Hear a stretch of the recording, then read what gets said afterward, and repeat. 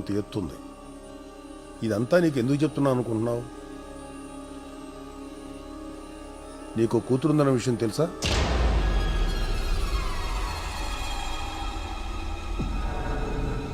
తను ఇక్కడే పెరుగుతుందన్న విషయం కూడా తెలుసా? ఆ జెండా పెట్టిన వాళ్ళే పెంచారని తెలుసా?